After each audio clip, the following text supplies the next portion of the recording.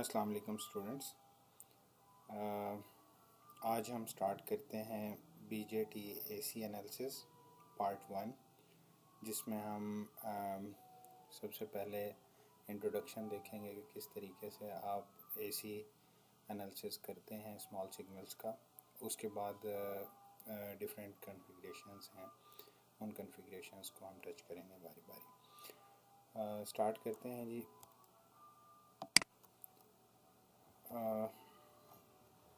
Amplification का मतलब है कि आपने अपने सिग्नल को, जो भी इनपुट सिग्नल है उसको बूस्ट करना है, जो भी उसका सर्टेन लेवल है उस लेवल से हायर लेवल की आउटपुट आपको मिलनी चाहिए।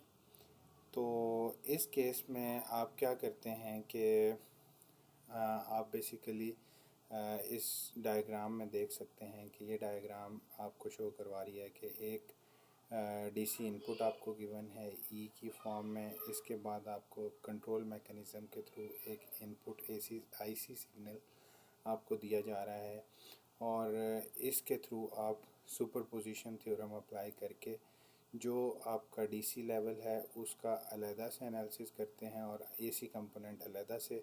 तो इन दोनों को सम अप करते हैं तो आप फाइनली आपकी आउटपुट जो है वो एम्प्लीफाइड आउटपुट आपके पास आ जाती है। तो simple the transistor can be employed as an amplifying device. जैसे अब तक हम पढ़ते आ रहे हैं कि जो ट्रांजिस्टर है इसको एम्प्लीफिकेशन के लिए यूज़ किया जाता है। Then the output sinusoidal signal is greater than the input sinusoidal signal. जो भी आप इनपुट सिग्नल अप्लाई करते हैं उसके हिसाब से जो आउटपुट सिग्नल है वो आपका ज़्यादा वैल्यू का होता है। और the output AC power is greater than the input AC power. जो इनपुट एसी पावर आपने अप्लाई की थी, आउटपुट एसी पावर उससे ज़्यादा होती है। अब ये होता कैसे है, इसमें हम यूज़ करते हैं सुपरपोजिशन थ्योरम।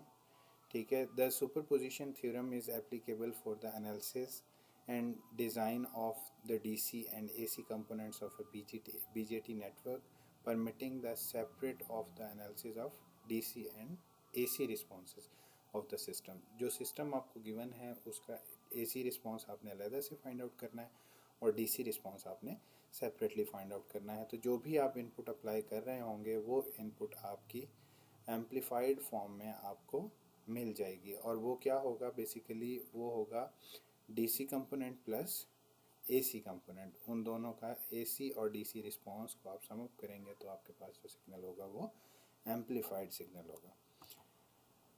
अच्छा जी, बीजेटी ट्रांजिस्टर मॉडलिंग की कैसे जाती है या एम्प्लीफिकेशन कैसे की जाती है, इसके लिए मल्टीपल मॉडल्स हैं। मॉडल क्या होता है? Model is a combination of circuit elements properly chosen. Means के सर्टन सर्किट एलिमेंट्स हैं जो प्रॉपरली चूज़ किए जाते हैं, that the best अप्रॉक्सीमेट्स the actual behaviour of a semiconductor, जो कि सेमीकंडक्टर के एक्चुअल बिहेवियर को अंडरस्टैंड करने में आपकी हेल्प करते हैं। And under specific operating conditions, तो जो भी ऑपरेटिंग कंडीशंस हैं वो भी स्पेसिफिक होती हैं उन कंपोनेंट्स के लिए जो आप चूज़ करते हैं किसी मॉडल को डेवलप करने के लिए। A model is an equivalent circuit that represents the AC characteristic of the transistor. ठीक है, a model uses circuit elements that approximates the behavior of the transistor. There are two different models, दो different models हैं, जिसमें एक तो RE model है जो हम इस चैप्टर में पढ़ेंगे और एक हाइब्रिड इक्विवेलेंट मॉडल है। ठीक है, तो हम सिंपल RE मॉडल को देखेंगे किस तरीके से इसमें डिफरेंट कन्फिग्रेशंस को हम बिल्डअप कर सकते हैं। सिंपल अगर आप इस डायग्राम को देखें 5.3 डायग्राम को, तो इसमें ये अगर देखा जाए तो एक वोल्टेज डिवाइडर बायस का सर्किट है। देखें RC RE और इनके पैरेलल में R1 और R2 कनेक्ट किए हुए हैं। ठीक है, इसके बाद फिर एक VCC डायरेक्ट सोर्स आपको अप्लाई किया हुआ है, DC सोर्स, और RC रेजिस्टेंस आपको दी हुई है। ठीक है, अगेन एंड एक और चीज़,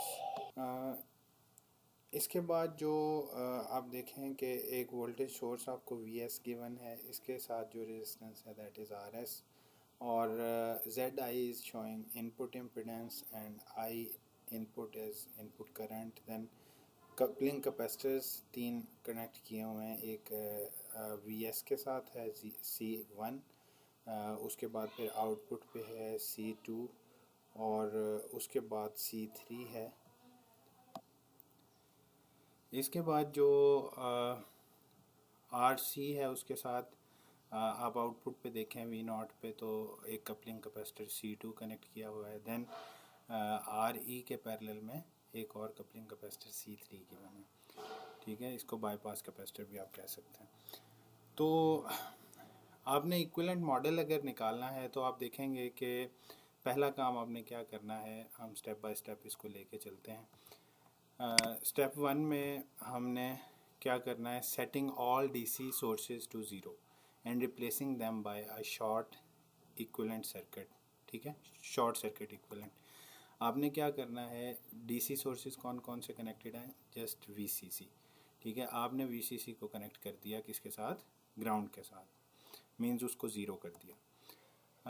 देन सेकंड काम आपने क्या करना है, replacing all capacitors by a short circuit. जब आप DC सोर्स को ज़ीरो करेंगे तो जितने भी आपके पास कपलिंग कैपेसिटर्स कनेक्ट किए हुए हैं उनको आप ओपन सर्किटेड कर दोगे, शॉर्ट सर्किटेड कर दोगे, ठीक है। तो C1 शॉर्ट हो जाएगा, C2 शॉर्ट हो जाएगा, C3 को जब आप शॉर्ट करेंगे तो इसके पैरेलल में RE रेजिस्टेंस है जो कि शॉर्ट हो जाएगी, क्योंकि इसके अक्रॉस जो रेजिस्टेंस होगी वही रेजिस्टेंस आपकी पैरेलल में यहाँ पे होगी एमीटर पे। तो ये भी शॉर्ट हो गया, C2 भी और C1 भी, ठीक है। इसके बाद आपने क्या करना है, then last thing is removing all elements bypass by the short circuit equivalents introduces by step 1 and step 2। अब जो आपने ऊपर लास्ट स्टेप हमने किया है, जितने भी आपने शॉर्ट सर्किट किया है कैपेसिटर्स को, उसकी वजह से या जो आपने DC सोर्स को आपने ज़ीरो किया है, इसके पैरेलल में जो भी डिवाइसेस या कंपोनेंट्स कनेक्ट किए हुए हैं, जिस तरह यहाँ पे हमने C3 के कॉरेस्पॉन्ड RE कनेक्ट किया हुआ था, तो आप इसको शॉर्ट कर देंगे और देन आपका इक्विवेलेंट सर्किट जो बचेगा वो कुछ इस तरह से बचेगा। और RC जो है यहाँ पे आप आउटपुट ले रहे हैं इसके पैरेलल में, यहाँ जो इनपुट करंट है दैट इज़ आउटपुट करंट जो है दैट इज़ I0, और जो इम्पीडेंस आप सी कर सकते हैं load say that is Z0, और इनपुट पे जो इम्पीडेंस है that is ZI, and the voltage that is at input is VI and current is II। अब आप क्या करेंगे, क्योंकि आपके दोनों कैपेसिटर्स R1 और R2 ग्राउंड के साथ कनेक्ट हैं तो ये दोनों पैरेलल में हैं, इनको आप पैरेलल में सॉल्व कर लेंगे। R1 is in parallel with R2, तो जो इक्विवेलेंट सर्किट आपका बचेगा that will be something like this, ठीक है। इसके बाद ये तीनों स्टेप्स आपने फॉलो कर लिए, देन फर्दर जो आपके पास इक्विवेलेंट बचेगा that will be something like this, ठीक है, कि V input, Z input, I input, then at load you have all three components: impedance, voltage and output current, ठीक है। तो defining the important parameters of any system, ठीक है, ये एक सिस्टम है। इस सिस्टम में अगर इनपुट पैरामीटर्स आप देखें तो ये हैं और आउटपुट पैरामीटर्स देखें तो ये हैं। और अगर आप इसको रेजिस्टेंस की फॉर्म में देखना चाहते हैं, demonstrating the reason for the defined direction and polarities, ठीक है। अगर पोलैरिटीज़ की फॉर्म में आप इसको देखना चाहें तो ये कुछ इस तरह से, इसको आप RI से रिप्लेस कर सकते हैं, इसको R0 से रिप्लेस कर सकते हैं, और इसको V input, V output, input current, और ये इक्विवेलेंट सर्किट आपका कुछ इस तरह से शो होगा, ठीक है। अब RE मॉडल को अगर आप डिफ़ाइन करें तो RE मॉडल में BJTs are basically current control devices, क्योंकि जो ड्राइव हो रही होती है BJT, जो अगर हम चैप्टर 3 को रिकॉल करें तो करंट कंट्रोल डिवाइस है BJT।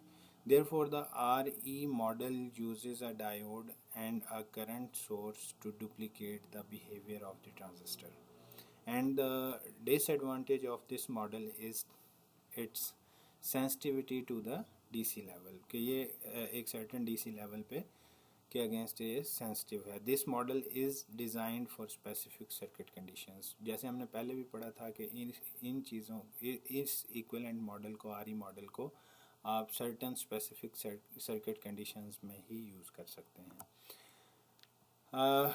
तीनों कॉन्फ़िगरेशंस हम पढ़ेंगे जो पहले भी हम पढ़ चुके हैं कि अगर आरई मॉडल आप अप्लाई करते हैं तो कॉमन बेस कॉन्फ़िगरेशन में आप किस तरीके से पैरामीटर्स फाइंड आउट करते हैं, कॉमन कलेक्टर में और कॉमन एमिटर में आप किस तरह से फाइंड आउट करते हैं। तो सबसे पहले देखते हैं कि कॉमन बेस अगर हम करते हैं कॉन्फ़िगरेशन तो आरई मॉडल के पैरामीटर्स हमारे पास क्या आते हैं।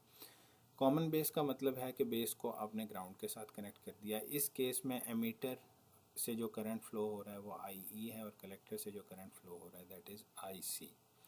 ठीक है, तो अगर रिकॉल करें हम दोबारा से अपने चैप्टर 3 को, तो उसमें हमने जो आई एमीटर करंट और कलेक्टर करंट का जो हमने इक्वेशन देखी थी that was I C is equal to alpha I E, where I alpha is your amplification factor.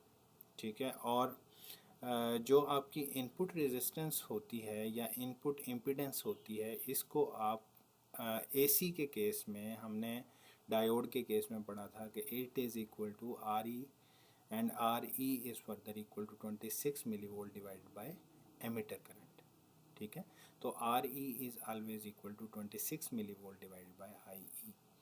और इस केस में क्योंकि हम एसी एनालिसिस कर रहे हैं तो input impedance is basically your Zi, which can be replaced by Re represented in AC as an AC resistance। तो Re आप AC रेजिस्टेंस के तौर पर। नेक्स्ट जो फैक्टर है वो है Z नॉट। ठीक है, आपने Z नॉट की वैल्यू कैसे फाइंड आउट करनी है ये हम देखते हैं कि जो आपका सिंपल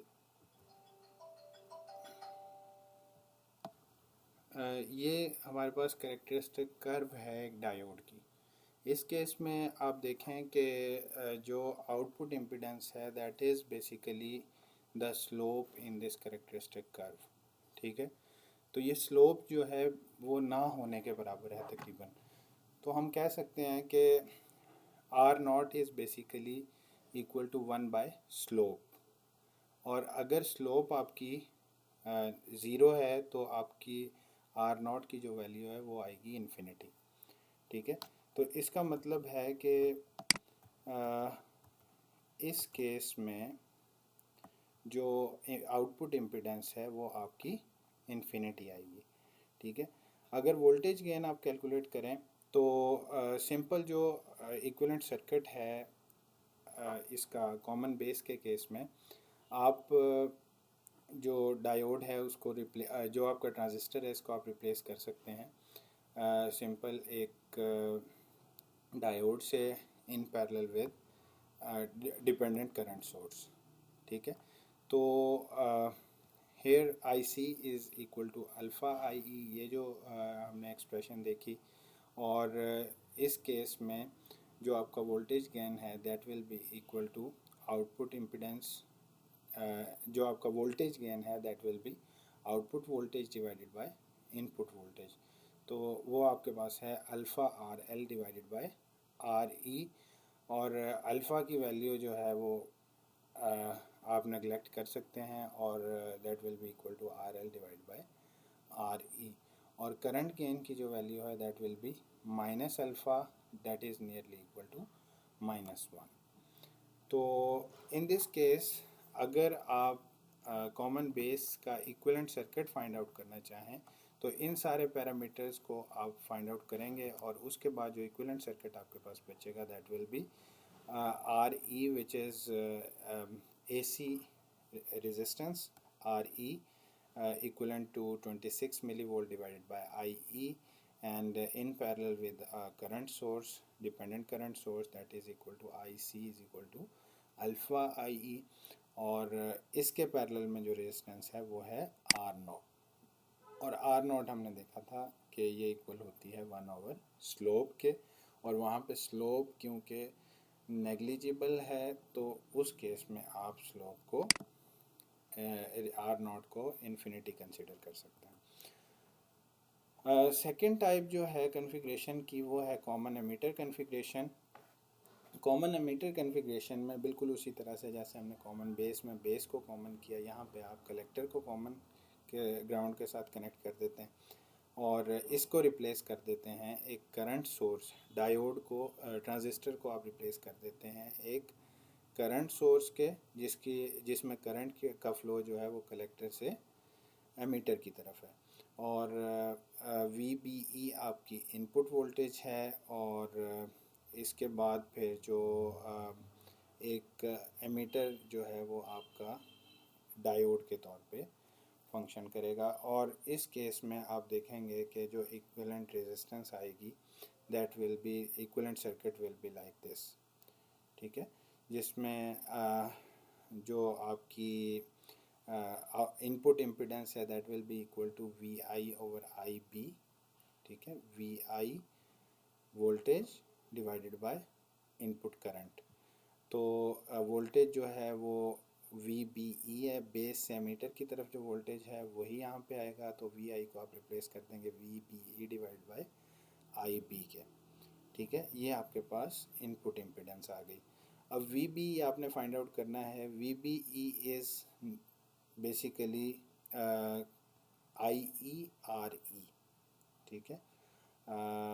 तो IE is combination of IC plus IB. You can replace IE by this summation and then IC is equal to beta IB, ठीक है। तो IC को आप बीटा IB से रिप्लेस कर देंगे। यहाँ से आप IB कॉमन ले सकते हैं। जब आप IB कॉमन लेंगे तो अंदर रह जाएगा बीटा प्लस 1 और IB बाहर आ जाएगा। अब VBE को आपने प्लेस करना है इनपुट इम्पिडेंस की इक्वेशन में, तो जब आप वहाँ प्लेस करेंगे तो IB से IB कैंसिल हो जाएगा और आपके पास जो एक्सप्रेशन बचेगा that will be equal to ZI is equal to beta plus 1 RE, that will be nearly equal to beta RE, ठीक है। तो यहाँ पे क्योंकि बीटा की वैल्यू बहुत हायर होती है तो इसलिए आप उसमें एक ऐड भी करें तो उससे कोई इतना फ़र्क नहीं पड़ता, इसलिए आप इसको बीटा RE कह सकते हैं, ठीक है। तो जो कॉमन एमीटर का इक्विवेलेंट सर्किट होगा that will be something like this figure, जिसमें एक इनपुट इम्पिडेंस है बीटा RE और एक डिपेंडेंट करंट सोर्स है बीटा IB और RE की वैल्यू जो है वो आप कंसिडर करते हैं 26 milli volt divided by IE के। अच्छा जी, अब R0 आपने कॉमन एमीटर के केस में फाइंड आउट करना है। तो ये हमारे पास सिंपल कॉमन एमीटर की आउटपुट कैरेक्टरिस्टिक कर्व है, ठीक है, जिसमें अगर आप टेंजेंट ड्रॉ करें, टेंजेंट लाइन, तो एक्स एक्सिस के अलॉन्ग आप rate of change in VCE find out कर सकते हैं और जो आपकी वाई एक्सिस है उसके अलॉन्ग आप rate of change in IC find out कर सकते हैं।